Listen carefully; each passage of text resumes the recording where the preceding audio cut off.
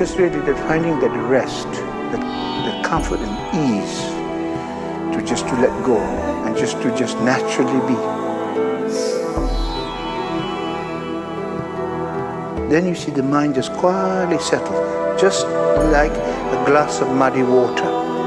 If you don't stir it, the dirt will slowly settle. I felt a little bit dry in my life. I've been doing the same things for a while, and I kind of been missing the juice, the inspiration, the passion to kind of really work from a place of joy and happiness. And I also wanted to give myself some time to dive deeper in my own spiritual practices.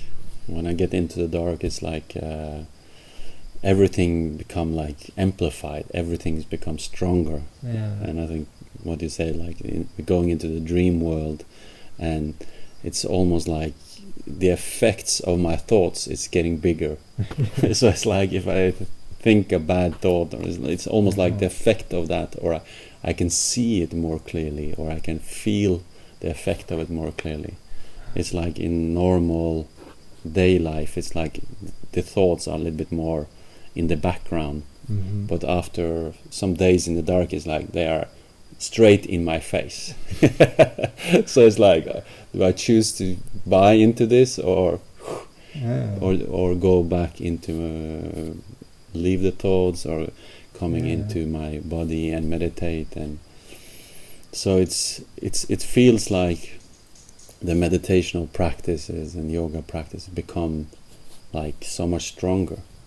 So it's possible to burn through so much more. It was my 5th retreat. And what I really like with the dark is like there is no escape. There is pure meeting, a raw meeting with myself. So I feel like a lot in the beginning there comes. First I feel like I'm sleeping, I am tired, and then I have this raw meeting with myself, with a lot of mindfuck, a lot of disturbance and things which I in daily life I'm not aware of. But when there is darkness, then these things comes up. So I wanted to have this meeting. And also what I really like with this darkness and your domes is that it's only me. I can't blame a teacher, I can't blame a woman, I can't blame another peer or whatever. It's me, and it's like this naked meeting with myself. So, and then I have to work and deepen my practices, and I can really start seeing my own mind, how I create suffering to myself, and finding my own way back to more silence, more forgiveness of others, forgiveness of myself. So I did a lot of Ho'oponopono meditation, a lot of meditation, concentration meditation, and inquiry.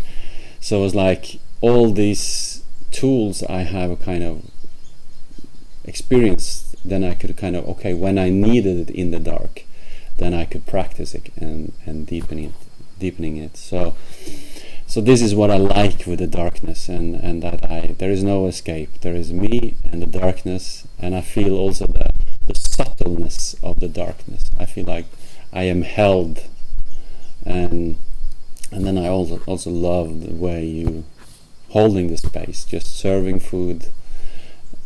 We don't talk, we don't do anything, but it's just being fed and doing my practices. So it's a very quiet time, and time for myself, to meet myself. Nice. Yeah, I feel like a big mama when I'm serving all these retreats, and I just cook and hold the space like a big mama, and make sure everybody's okay. And So you mentioned there was like moments where you need to forgive, and so it shows that sometimes it's not that easy in the dome. Can you share a bit more on that? Like, what was your challenges and what you faced during these 20 days? To be honest, the first 3-4 days was hard.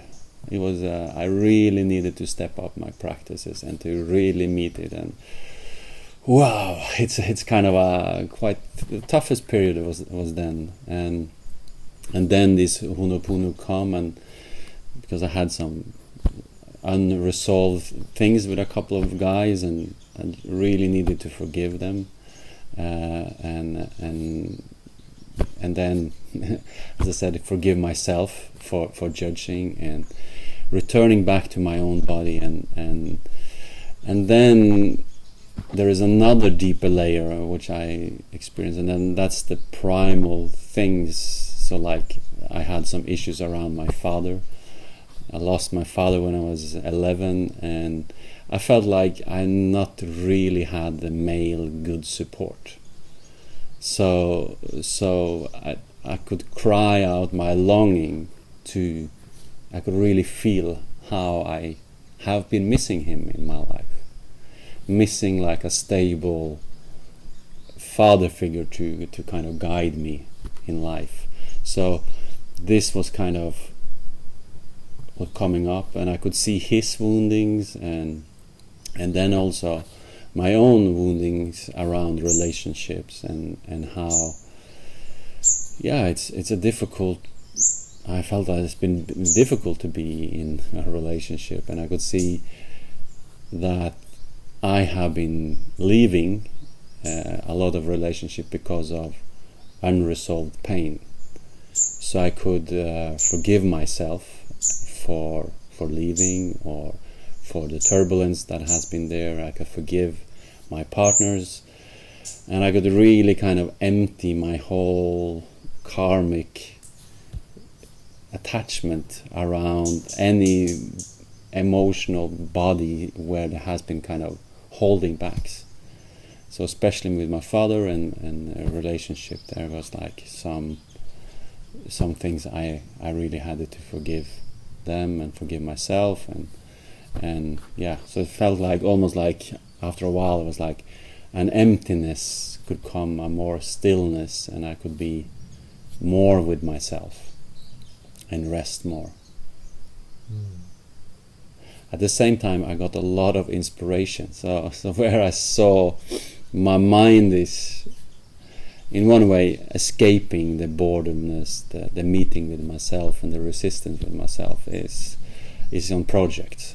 So I got a lot of inspiration on my work, and it's like, I get really triggered in that, and to work on that.